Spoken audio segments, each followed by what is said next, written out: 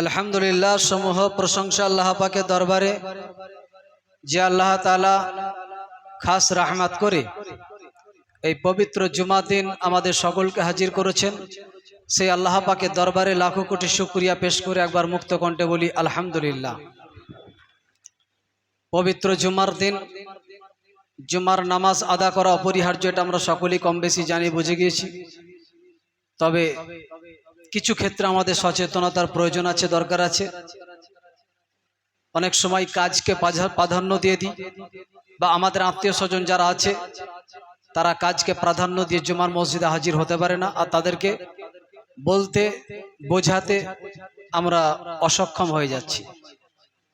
কাজী তার মাঝে আমাদেরকে বলতে হবে, বোঝাতে হবে, আর তাদেরও উচিত যথাসময়ে জুমার মসজিদে জুমার নামাজে হাজির হওয়া এবং তারই মাঝে 5 ওয়াক্তের নামাজ আদা করা। তো যাই বা হোক, প্রতিটা ব্যাপারে ইসলাম ধর্মে প্রতিটা বিষয়ে আমরা প্রতিটা টপিকের উপরে কিছু না কিছু কম বেশি আমরা কথা শুনে আসছি, জেনে আসছি, কথা শুনে আসছি, জেনে আসছি। এমন এমন আমলের কথা শুনি, এমন এমন আমরা ইসলামের আলোকে বার্তা শুনি যে নামাজ ব্যতীত জান্নাত যাওয়া যাবে না, এরকম আমরা শুনি। নামাজ ছাড়া জান্নাত যাওয়া যাবে না, এটা বিভিন্ন ওলামার মুখ থেকে আমরা শুনতে পারি, জানতে পারি। নামাজ ব্যতীত জান্নাতে যাওয়া যাবে না। নামাজ আস-সালাতু মিফতাহুল জান্নাত, নামাজই হলো জান্নাতের চাবিকাঠি। অতএব এর বিষয় অনেকটাই লম্বা চওড়া। তাহলে যখন আমরা নামাজ বিষয়ে শুনবো তখন দেখা যাবে যে নামাজ ছাড়া জান্নাতে যাওয়া অসম্ভব ব্যাপার। কখনো কখনো শুনছি আমরা ঈমান ব্যতীত, ঈমান আকীদা, যদি সঠিক আকীদা না হয়, সঠিক যদি ঈমান না থাকে, সে জান্নাত যাবে না, জান্নাতে প্রবেশ করবে না। পিতামাতার অবাধ্যকারী সন্তান, যারা মা বাপকে দুঃখ দিয়েছে, কষ্ট দিয়েছে, মা বাপের সঙ্গে বেয়াদবি করেছে, মা বাপের সঙ্গে বেয়াদবি করেছে, এই সমস্ত মানুষরা তারা কখনোই জান্নাতে প্রবেশ করবে না। যদিও সে নামাজ আদা করে, যদিও সে দান সাদকা করে, যদিও সে হজ জাকাত সবকিছু করে, কিন্তু তার ব্যাধি কি ছিল? মা বাপকে কষ্ট দিয়েছিল। তাহলে এটা এমন একটা বিশেষ ইসলাম তরিকায় বিষয়, ইসলাম ধর্মে এমন একটা বিষয়, মা বাপকে কখনো কষ্ট দেওয়া যাবে না। যখন আমরা এই টপিকের উপরে বক্তব্য শুনি বা জলসা শুনি, তখন আমরা জানি কি যে মা বাপকে কষ্ট দিলে তাহলে জান্নাত যাওয়া যাবে না। কাজী যখন যেই বিষয়ের উপরে বক্তব্য শুনি আমরা, তখন মনে হয় এটা ছাড়া জান্নাত যাওয়া যাবে না, পার হওয়া যাবে না। কাজী এভাবে আমরা দিনের পর দিন নানান টপিকের উপরে, নানান বিষয়ে, নানান ধরনের আমরা বক্তব্য শুনে আসছি, জেনে আসছি। আজকে ঠিক এই সবকটা কথার উপরেই কিছু আলোকপাত। ঠিক যেমন আমরা শুনে আসছি নামাজ ছাড়া জান্নাত যাওয়া যাবে না, মা বাপের খেদমত ছাড়া জান্নাত যাওয়া যাবে না, ঈমান আমাল ছাড়া জান্নাত যাওয়া যাবে না, ঠিক তেমনি ভাবে যদি কেউ বেয়াদব হয়, যদি কেউ বেয়াদব হয়, তাহলে সে কিন্তু জান্নাত যাবে না। তার ইহকাল পরকাল সবটাই তার সর্বনাশ হয়ে যাবে, বরবাদ হয়ে যাবে। তাহলে বিষয়টা কেমন? একটা হলো হক্কুল্লাহ, আর অপরটা হলো হক্কুল ইবাদ। হক্কুল্লাহ, আমি নামাজ অনেক ছেড়েছি, তারপরে তওবাতিল্লাহ করেছি, আল্লাহর কাছে কান্নাকাটি করেছি, আল্লাহ তাআলা আমাকে মাফ করে দেবেন। যদি ইচ্ছে করেন পাহাড় পরিমাণ আমার গুনাহকে আল্লাহ মাফ করে দিয়ে আমাকে ঈমানদারদের দলভুক্ত বানিয়ে দিতে পারেন। জোরে বলুন সুবহানাল্লাহ। আল্লাহ তিনি দয়াবান, তিনি পরম করুণাময়। তার থেকে বড় দাতা, দয়ালু পৃথিবীর জমিনে নিজের মা বাপ, আত্মীয় স্বজন কেউই নাই। তার থেকে বড় দয়াবান আর কেউ নাই। আমার পাহাড় পরিমাণ গুনাহকে তিনি ইচ্ছে করলে এক নিমেষে মাফ করে দিতে পারেন, আমার চোখের পানির দ্বারা। আমার চোখের পানির দ্বারাই আল্লাহ ইচ্ছে করলে মাফ করে দিতে পারে, যেটা দুনিয়াতে হয় না, দেখা যায় না। কাজী এটা হলো হক্কুল্লাহর পথ। হক্কুল ইবাদ, এটা হলো মানুষের প্রতি একটা হক, এটা একটা হকের ব্যাপার। যেমন একটা হচ্ছে হকের চ্যাপ্টারে বক্তব্য হয়, ঠিক এই জায়গাতে একটা বেয়াদবির বক্তব্য হয়। মানুষ ম্যাক্সিমাম জায়গায় আদব আর বেয়াদবি, যার মধ্যে আদব কায়দা আছে, যার মধ্যে নম্রতা ভদ্রতা আছে। আদব বলতে যেটা আমরা বুঝি ভদ্রতা বা নম্রতা, কথাবার্তায় চাল চলন পোশাক আশাক সমস্ত কিছুতে তার ভদ্রতা থাকতে হবে, সমস্ত কিছুতে তার আদব থাকতে হবে। আমার আদবটা এমন হতে হবে, প্রত্যেকটা কাজ ইসলামিক তরিকায় হতে হবে। আমার বাড়ির মধ্যেও বেয়াদবি করা যাবে না, বাড়িটাও কোনো ইহুদি খ্রিস্টান হিন্দু বৌদ্ধ তাদের কোনো বাড়িকে অনুকরণ করে আমার বাড়ি করা যাবে না। বাড়ি ইসলামিক তরিকায় যেভাবে করলে হবে সেইভাবে আমাকে বাড়ি করতে হবে। আমার পোশাকে কোনো রকম বেয়াদবির ছাপ রাখা যাবে না, এমন বেয়াদবিপূর্ণ পোশাক পরা যাবে না যেই পোশাকটাই আদবের খেলাফ হয়, যেটা সুন্নতের খেলাফ, সুন্নতি পোশাক নয়। যেমন যেমন টি শার্ট, জিন্সের প্যান্ট ইত্যাদি যে পোশাকগুলো পরা হয় সেগুলো কখনোই নাজায়েজ যেমন নয়, কিন্তু আদবেরও পোশাক নয়। এর মধ্যে আপনার আদব কখনোই ফুটে ওঠে না, প্রস্ফুটিত হয় না। আদব, কথাবার্তায় আদব থাকতে হবে। আপনি কারুকে অভদ্রতার সঙ্গে কারুকে আপনি তম্বি চালিয়ে কথা বলবেন, এটা আদব নয়। আল্লাহ রসুল যে আদব শিখিয়েছেন, নম্রতার সঙ্গে কথা বলো, ভদ্রতার সঙ্গে কথা বলো। তাই আল্লাহ রসুল বলেছেন এই আদবের যে চ্যাপ্টার, যদিও আজকে এত কথা সম্ভব নয় বলা, আমি দেখছিলাম কিতাবে ইমাম গজ্জালী রহমাতুল্লাহ তিনি লিখছেন যে একটা মানুষের যার মধ্যে আদব এবং ইনসাফ এই দুটো জিনিস নেই, তার সব আমলই বরবাদ হয়ে যাবে। যার মধ্যে আদব এবং ইনসাফ নেই, যিনি বাজারে গিয়েছেন, যেটা দাম দ্রব্যমূল্য যেটা আছে, যেটা বিক্রেতা মেনে নিচ্ছে না, আপনি জোর করে তার থেকে নিয়ে নিলেন, না ঠিক আছে 2 টাকা কম দাও, ছেড়ে দাও, অতএব সে মেনে নিচ্ছে না, আমি কিন্তু করলাম। এটা হলো আদবের খেলাফ, বেয়াদবি, এটা চরম বেয়াদবি। যে কোনো ব্যাপারে আপনি কারোর কাছ থেকে টাকা নিয়েছেন, কারোর থেকে টাকা নিয়েছেন, তাকে দেবো করে আপনি তাকে ভুগিয়ে একেবারে শেষ করে ফেলছেন, দিনের পর দিন পাওনা থেকে যাচ্ছে। ইমানদার ব্যক্তি কখনো ঋণী থাকতে পারে না, সেটা তো আলাদা ম্যাটার আছেই, সে বক্তব্য আলাদা। এটা চরম বেয়াদবি ছাড়া এটা আর অন্য কিছু হতে পারে না। এ এত বড়ই বেয়াদব যে মানুষকে ভুগিয়ে মারে, মানুষ তার দ্বারাই কষ্ট পায়, যে নাকি বেয়াদব। বেয়াদব বদনসিব, বেয়াদব বদনসিব, তার নসিব কখনো ভালো হতে পারে না, ইহকাল এবং পরকাল। যে কোনো মানুষ তার দোয়া এবং বদদোয়া একটা ব্যাপার আছে, যে কোনো মানুষ তার দোয়া এবং বদদোয়া এটা একটা ম্যাটার, এটা একটা বিষয়।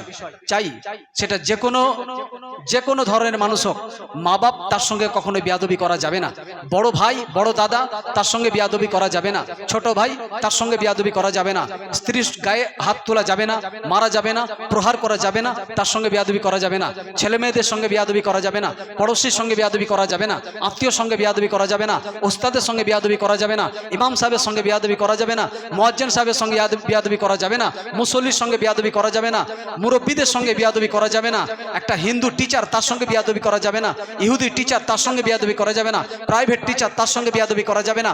আদব প্রত্যেকটা জায়গায়, প্রতিটা বিষয়ে, প্রতিটা ক্ষেত্রে আমার আদব ঠিক রাখতে হবে।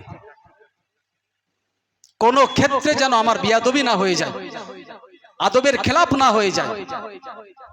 যদি কোনো অংশে হক করলে, এবার কোন মানুষের কাছে যদি আমি তার বদদোয়ায় পড়ে যাই, যদি তার হাঁক আমাকে লেগে যায়, আমার জীবনের যত রকমের আমল আছে, কত টাকা দান করেছেন, এক নিমেষে সব শেষ হয়ে যাবে, এক নিমেষে সব শেষ হয়ে যাবে। আপনি কি ভাবছেন যে নেককার লোক হলে, পীর বুজুর্গ হলে তবে তার বদদোয়া লাগে? জি না। একটা বেদিন, কাফের, মুশরিক, যে কোনো মানুষ সে একটা বেদিন হতে পারে, কাফের হতে পারে, মুশরিক হতে পারে, তারও দোয়া বদদোয়া আছে। আপনার যদি বেয়াদবি থাকে, আপনার বেয়াদবির কারণে ও একটা কাফেরের বদদোয়াও আপনাকে লাগতে পারে। জাগো মুজাহিদ, জাগো মুজাহিদ পত্রিকার একটা খবর, জাগো মুজাহিদ পত্রিকায় একজন রাইটার, লেখক, যিনি লিখেছেন পত্রিকায় খবরটা, তিনি মার্কেটে গিয়ে দেখছেন একজন মানুষ ভিক্ষে করছে। কি বলছে? 10টা পয়সা দাও, বেয়াদবি করবেন না, 10টা পয়সা দেন, বেয়াদবি করবেন না। সেই মার্কেট, সেই বাজারে রাইটার তিনি ছিলেন। তার মধ্যে কৌতূহল জাগলো, আমি জীবনে এরকম মানুষ দেখি না মানুষ আল্লাহর নামে দান সাদকা চাই, আল্লাহ আপনার রহমত করম করবেন, আল্লাহ আপনার বরকত দেবেন, অতএব আল্লাহর রসুলের নামে আমাকে 2 টাকা 5 টাকা 10 টাকা দাও, এটা মানুষ বলে। কিন্তু এরকম ভাষা, এরকম কথা আজকে একটা নতুন শুনলাম, 10টা পয়সা দেন বেয়াদবি করবেন না, 10টা পয়সা দেন বেয়াদবি করবেন না, এটা কেমন কথা? এটার বিষয় আমাকে জানতে হবে। বেয়াদবি করবেন না, অতএব তাকে মানুষ টাকা দেবে তো আবার বেয়াদবির কি হলো? নিশ্চিত দান করতে গিয়ে মানুষের বেয়াদবি অনেক আচরণ হয়, এটা একটা প্রেক্ষাপট যদিও আলাদা, কারণ এই অল্প টাইমে এখন অনেকগুলো কথা বলা সম্ভব নয়। তবে যেটা বলতে চাইছি, 10টা পয়সা দেন বেয়াদবি করবেন না, এটা কেন বলছে এটা জানার জন্য তিনি তার পিছু নিলেন। তিনি যখন বাজার শেষে বাড়ি চলে গেলেন, ঠেলা গাড়ির ভেতরে বসে আছে, 2টো পা নাই, 2টো হাত নাই, কেবলমাত্র মাথাটা আর দেহটা আছে। এই অবস্থায় মানুষের কাছে ভিক্ষে চাইছে। 10টা পয়সা দেন বেয়াদবি করবেন না, 10টা পয়সা দেন বেয়াদবি করবেন না, এই কথা বলতে বলতে যখন বাজারের কাহিনী শেষ, বাড়ি ফিরছে এ রাইটার লেখক, তখন তিনি তার পিছু নিলেন, বাড়ি পর্যন্ত পৌঁছে গেলেন। বাড়িটাও দেখলেন খুব ভাঙা একটা কুঠির, জীর্ণ শীর্ণ। সেখানে গিয়ে জিজ্ঞেস করলেন, এটাই কি আপনার বাড়ি? বলল জি হ্যাঁ। কিন্তু আপনি কেন আমার সাথে এলেন এখানে? বললেন, আপনি যে বলছিলেন বাজারে 10টা পয়সা দেন বেয়াদবি করবেন না, এই বিষয়টা আমার একটু জানার ইচ্ছে হলো। আপনি এ কথাটা কেন বলছেন? মানুষ তো বলে যে আল্লাহ আল্লাহ রসুলের নামে আমাকে পয়সা দেন, কিন্তু আপনি পয়সা চাইছেন বেয়াদবি করবেন না, পয়সা চাইছেন বেয়াদবি করবেন না, এ কথাটা কেন বলছেন বারবার? এটা আমার জানার ইচ্ছে আছে। বলল, বাবু আমার তো একটু বয়স হয়েছে, আর তুমি তো এখন নওজোয়ান যুবক, অতএব আমি তো কথাতেই ভাষাতেই প্রকাশ করছিলাম বেয়াদবি করবেন না। অতএব আমি সারাদিন মানুষের কাছে বলে বলে নাজেহাল হয়ে গেছি, আমি অস্থির হয়ে পড়েছি, কাজী এখন আর এই ব্যাপারটা বোঝাবার মতো ক্ষমতা আমার নাই, তাই পরে আমি ব্যাপারটা বলবো। বলল, জি না, আমি অনেক কষ্ট করে বহু দূর থেকে এসে বাজার থেকে এখন আপনার বাড়িতে এসেছি, আমি না জেনে যাব না। বলছে, দেখুন এটা কিন্তু বেয়াদবি হচ্ছে, আমি তো মানাই করছিলাম বেয়াদবি করবেন না। বল, এটাই তো আমার জানার ইচ্ছে। কোনো মতে তিনি বলবেন না আর ইনি ছাড়বেন না, তিনি বলবেন না ইনি ছাড়বেন না, কারণ ইনি একজন রাইটার, লেখক, মানুষের কাছে প্রকাশ করে যে কোনো বিষয়ে, যে কোনো জ্ঞান, যে কোনো কবিতা, যে কোনো লেখা মানুষের কাছে প্রকাশ করে, তাই তেনার ইচ্ছা আমাকে এটা জানতেই হবে। কাজী তিনি বললেন, বাবা তাহলে তুমি এসো, আমার বাড়িতে এসে বসো। বাড়িতে বসিয়ে বললেন, বাবা আজকের যেটা দেখছো চোখের সামনে, এটা কিন্তু আসল তাই নয়, এটা আমি ছিলাম না। একটা টাইম আমি ছিলাম জমিদার, একটা টাইম আমি ছিলাম জমিদার বংশের ছেলে, একমাত্র ছেলে। আমার বাপ ছিল একটা বড় জমিদার। আর এই যে সামনে বড় স্কুল দেখছেন, বিশাল নামকরা স্কুল, এই স্কুলের সভাপতি ছিলেন আমার বাপ। আমার বাপ ছিলেন সভাপতি। তো দুঃখের কথা আপনাকে কি বলবো, তৎকালীন সময়ে প্রায় কম বেশি 20 থেকে 30টা গ্রামের মাতব্বর ছিলেন আমার বাপ। 20 থেকে 30টা গ্রামের মাতব্বর ছিলেন আমার বাপ। আমার বাপই বিচার করবে প্রত্যেকটা মানুষের। অতএব যেমন আল্লাহ আমাদেরকে অর্থ দিয়েছিল, তেমন সম্মান মর্যাদা দিয়েছিল, যেমন অর্থ দিয়েছিল তেমন সম্মান মর্যাদাও দিয়েছিল, সবকিছু ছিল। কিন্তু আমি ছিলাম বাপের একমাত্র সন্তান, আমি ছিলাম বাপের একমাত্র সন্তান। এই কে কথা বলছে? বাচ্চারা কে কথা বলছে? চুপচাপ বসো একদম। তো যাই হোক, কেন কথাটা বলছি ভালো করে খেয়াল রাখবেন। ইসলামের প্রতিটা বিষয়ে আমরা বক্তব্য শুনি, জানি। আল্লাহ নবী সাল্লাল্লাহু আলাইহি ওয়াসাল্লাম বলেছেন, তলাবুল ইলমি ফরিদাতুন আলা কুল্লি মুসলিমিন ওয়া মুসলিমা। তোমরা ইসলামের শিক্ষা করো, কোরআন হাদিস সম্পর্কে শিক্ষা করো। কোরআন এটা আল্লাহর দেওয়া বাণী, এটা আল্লাহর দেওয়া বাণী। হাদিস এটা নবীর বাণী। যদি মানুষকে প্রশ্ন করা হয়, আপনি বলুন তো পৃথিবীতে যত কলেজ আছে, যত ইউনিভার্সিটি আছে, যত ইংলিশ মিডিয়াম আছে, সেখানে যে বইগুলো পড়ানো হয়, সেখানে যে পুস্তকগুলো পড়ানো হয়, এগুলো যারা লিখেছে তাদের জ্ঞান বেশি না আমার আল্লাহ রাসূলের জ্ঞান বেশি? এটা যে কোনো অধম মানুষকে প্রশ্ন করা মাত্রই তিনি উত্তর দেবেন 100% নিশ্চিত আল্লাহ আল্লাহ রসুলের জ্ঞান বেশি এবং এটা হলো অরিজিনাল জ্ঞান, এতে তাতে কোনো সন্দেহ নেই।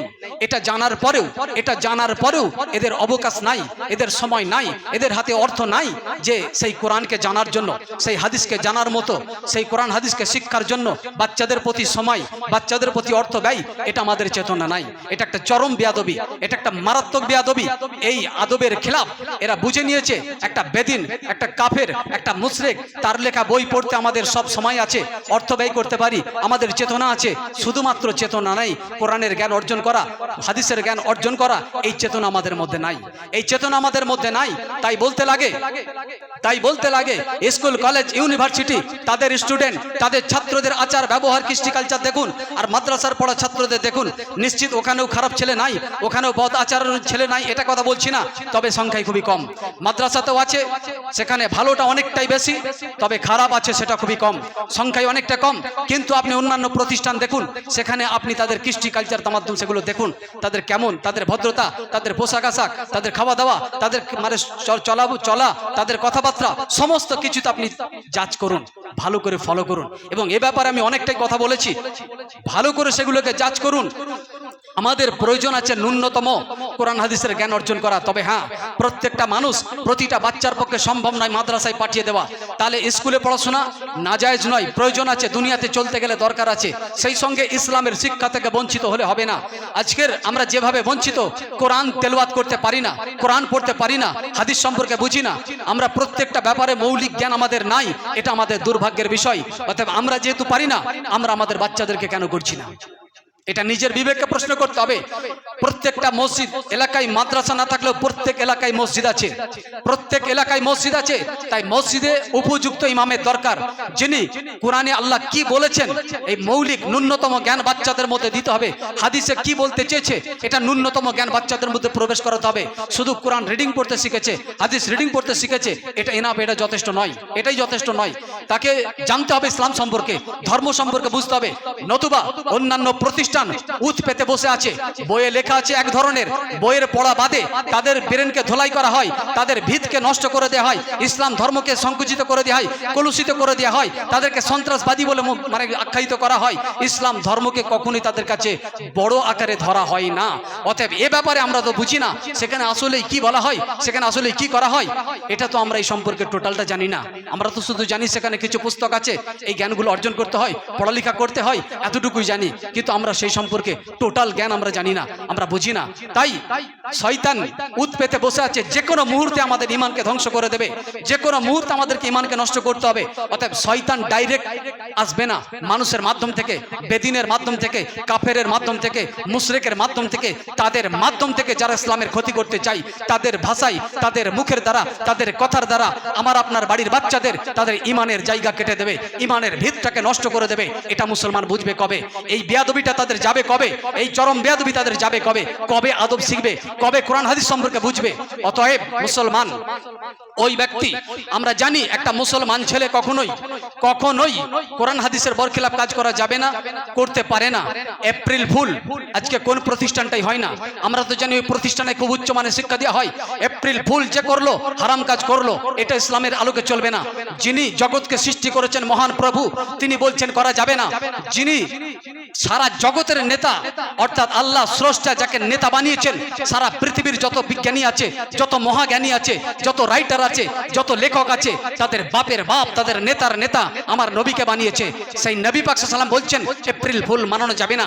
এপ্রিল ফুল যেটা এপ্রিল মাসের 1 তারিখ, প্রথম তারিখ, যেদিনে তোমরা একে অপরকে আনন্দ উৎফুল্ল করবে, একে অপরকে ঠকানি করবে, একে অপরের সঙ্গে মস্তি করবে। অতএব এটা ছিল একটা এপ্রিল ফুল, যেটা অন্যান্য প্রতিষ্ঠানে পৃথিবীর হয়, যেটা ইসলামের কোনো জায়গায়, ইসলামের কোনো প্রতিষ্ঠানে, কোনো মসজিদ, কোনো মাদ্রাসা, কোনো কোরআন হাদিসের শিক্ষার জায়গায় এটা হয় না। অতএব ওই জায়গায় সেই 2 হাত কাটা 2 পা কাটা ওই ব্যক্তি বলছে, বাবা আমি দুঃখের কথা কি বলবো তোমায়, আমি পড়াশোনা করতাম, আমি স্কুলে পড়াশোনা করতাম, মাস্টারকে যতটা না ভয় খেত তার থেকে বেশি ভয় খেত আমারে, কারণ আমি ছিলাম স্কুল সভাপতির ছেলে। আমি ছিলাম স্কুল সভাপতির ছেলে। আমাকে প্রত্যেকটা স্টুডেন্ট, প্রত্যেকটা ছাত্র, প্রত্যেকটা টিচার, তারা অন্যান্য টিচারকে জানা ভয় খেত, তারা হেড টিচারকে জানা ভয় খেত, তার থেকে বেশি আমারে ভয় খেত, তার থেকে বেশি আমাকে স্যালুট জানাতো, তার থেকে বেশি আমাকে সম্মান করত। কাজী আমি দুঃখের কথা কি বলবো, আমরা যখন ওই এপ্রিল মাসের 1ম তারিখ এলো, সেদিন একটু আনন্দ এনজয় করার জন্য, ওই স্কুলেতে একটু উৎফুল্ল করার জন্য আমরা মাস্টারকে, যেই টিচারটা আমাদের একটু কড়া ছিল, হরিপদ স্যার নামটা ছিল, হরিপদ স্যার, তাকে আমরা একটু বোকা বানাবো বলে, তাকে একটু ঠকাবো বলে আমরা একটু প্ল্যান করলাম, একটু চক্রান্ত করলাম, একটু কৌশল করলাম।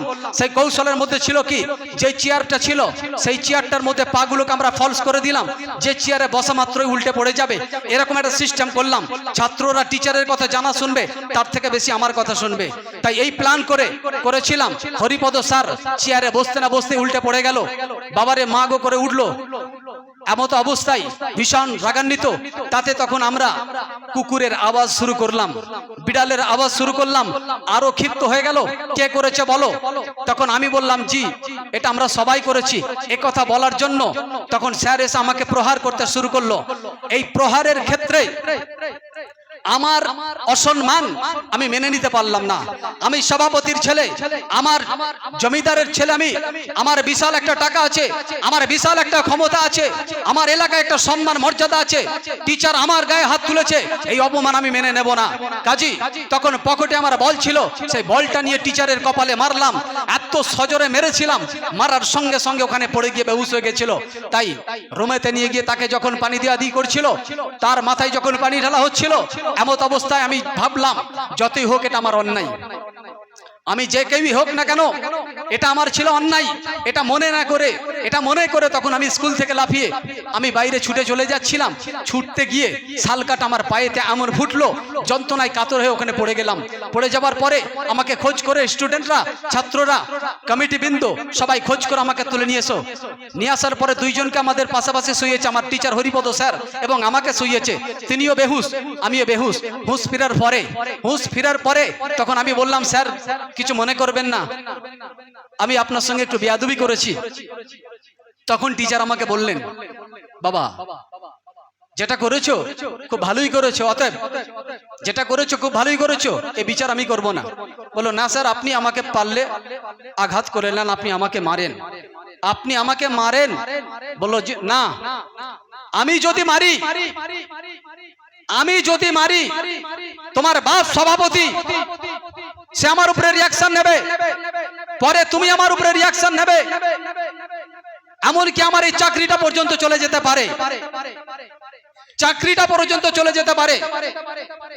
তাই এলাকায় যারা মুসলিম থাকে, চাই সেটা একটা টিচার হোক, প্রাইভেট টিচার হোক, একটা গরিব হোক, একটা ইমাম সাহেব হোক, মুয়াজ্জিম হোক, যে কোনো মুসলিম মানুষ তার ক্ষমতা থাকলেও সব জিনিসে সে প্রতিবাদ করবে না, সব জিনিসে সে আপনার সঙ্গে মোকাবেলা করবে না। আপনি ভাবছেন আজকে আমার ক্ষমতা আছে, আমার টাকা আছে, আমার জ্ঞান আছে, আমার ক্ষমতা আছে, তার উপর আমি মাতব্বরি করব। এই বেয়াদবি আপনার একদিন নিঃশেষ হবে, কথাগুলো ভালো করে কানে রাখবেন। সেই টিচার বলল, আমি বিচার করব না, বিচারের মালিক তো একজন আছে, বিচার আমি করব না, বিচারের মালিক তো একজন আছে। তিনি একজন হিন্দু হলেও, তিনি একজন বেদিন হলেও, তিনি একজন কাফের হলেও বিচার কার কাছে দিয়েছে? যিনি জগতের প্রভু, যিনি স্রষ্টা, তারা জানে স্রষ্টা বা সৃষ্টিকর্তা একজন আছে। সবাই স্রষ্টা হতে পারে না, গরু সৃষ্টিকর্তা হতে পারে না, গাছ সৃষ্টিকর্তা হতে পারে না, এটা তাদের বোধগম্য আছে। সবাই উল্টোটা বোঝে না। অতএব তিনি বিচার চাইলেন, যিনি জগতের প্রভু তিনি বিচার করবেন। এই যে তার বদদুয়া ছিল, তিনি কেঁদে কেঁদে বলছেন, বাবা যদি তিনি বিচার করে নিতেন, যদি তিনি আমাকে প্রহার করে নিতেন, আমি বেঁচে যেতাম। কিন্তু দুঃখের বিষয় তিনি সেটা না করে আল্লাহর উপরে সুপে দিলেন। আপনি ভাবছেন আজকে আপনার টাকা আছে, গরম আছে, বাপকে বেয়াদবিপূর্ণ কথা বললেন, মাকে বেয়াদবিপূর্ণ কথা বললেন, গরিব বোনটাকে বেয়াদবিপূর্ণ কথা বললেন, বড় ভাইটাকে বোকা বানালেন, ছোট ভাইটাকে বোকা বানালেন, পড়োশিকে বোকা বানালেন, বোকা বানিয়ে টাকাগুলো হরণ করলেন, বোকা বানিয়ে সম্পত্তি হরণ করলেন, মানুষকে মজলুম পেয়ে তার উপরে মিথ্যা সাক্ষী দিলেন। যত রকমের আপনার বেয়াদবি আছে, একদিন আপনার নিঃশেষ হবে, কৈফিয়ত দিতেই হবে, যাবেন কোথায়? তাই সেদিনে তিনি বিচার না করে তিনি বললেন আমি স্রষ্টার হাতে সুপে দিলাম। আপনি ভাববেন না যে আমার বাপ মাতাল বলে তার বদদুয়া লাগবে না, ইমাম সাহেব অযোগ্য বলে তার বদদুয়া লাগবে না, প্রাইভেট টিচার সে বেদিন বলে বদদুয়া লাগবে না। আরে যে কোনো ধরনের মানুষ হোক, তার উপরে যদি অন্যায় হয়ে থাকে, তার উপরে যদি জুলুম হয়ে থাকে, নিশ্চিত তার বদদুয়া, তার হাত একদিন না একদিন তার বিচার হবেই হবে, ফাঁক যাবে না। তাই তিনি বললেন এমত অবস্থা আমি কি করব? ওই যে কাঁটাটা ফুটেছিল তাকে বের করতে পারা যায়নি, সম্পূর্ণ বের করা যায়নি। কোন ক্রমে এমন বিষাক্ত কাঁটা ছিল, সম্ভবত ওই শাল কাঁটার সঙ্গে সাপের কোন এক কাঁটা ছিল। তাই সেই কাঁটার কারণে আমার শরীরে জ্বলন শুরু হলো, দুটা হাত এত অবশ হয়ে এলো, এত জ্বালা যন্ত্রণা শুরু হলো, সহ্য করতে পারছি না। তাই বাপ আমাকে নিয়ে চিকিৎসা শুরু করলো বিভিন্ন ডাক্তারদের দ্বারে দ্বারে। লক্ষ লক্ষ টাকা আমার বাপ শেষ করে দিল, ধূলিসাৎ হয়ে গেল। পরিশেষে ডাক্তাররা রেজাল্ট দিল, যদি ছেলেকে বাঁচাতে চান দুটা হাত একেবারে কেটে বাদ দিতে হবে। যদি ছেলেকে বাঁচাতে চান তো দুটো হাত কেটে বাদ দিতে হবে, নতুবাই বিষাক্ত রক্ত যদি শরীরে ছড়াই তো ছেলেকে বাঁচানো যাবে না। বাপ বহু কান্নাকাটি করার পরে পরিশেষে সই করতে বাধ্য হলো, ছেলের দুইটা হাত কেটে বাদ দেওয়া হয়ে গেল। একটা মাস যেতে না যেতে দুটো পা ঠিক সেম কন্ডিশন শুরু হলো। আবার পুনরায় চিকিৎসা শুরু হলো, একেবারে ধূলিসাৎ হয়ে গেল। বাপের জমিদার পুরো সব শেষ। বাপ চিন্তায় চিন্তায় বিভোর হয়ে গেছে, সমস্ত পদ চলে গেছে, পদ ছেড়ে দিয়েছে, আর টাকা পয়সা বরবাদ হয়ে গেছে।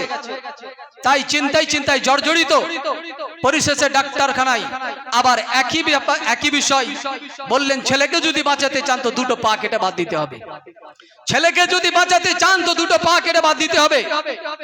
বহু চিন্তা মগ্ন হওয়ার পরে ডিসিশন নিলেন, ঠিক আছে তাই করো, ছেলেটাকে অন্তত আমার সাথে দুটো কথা বলুক, এটা আমি চাই। ছেলেকে তাই করা হলো, দুটো পা কেটে দেওয়া হলো, দিয়ে সেই ছেলেটা বেঁচে থাকলো। সেই বাপ যখন লাস্ট পা দুটো অপারেশন হবে, দুটো পা কেটে দেওয়া হবে, সেই দিনে যখন অপারেশন থিয়েটারে নিয়ে গিয়েছে তখন বলছে বাবা ছেলে, বাবা রাইটার কি বলবো, সেই দিন আমার অপারেশনের সময় যখন চোখটা আমার চাপা দিয়েছে, এই চোখ চাপা অবস্থায় তখন আমি দেখছি আমার চোখের সামনে রুমটার চতুর্দিকে যেদিকেই তাকাই হরিপদ স্যার, যেদিকেই তাকাই হরিপদ স্যার, যেদিকে তাকাই হরিপদ স্যার।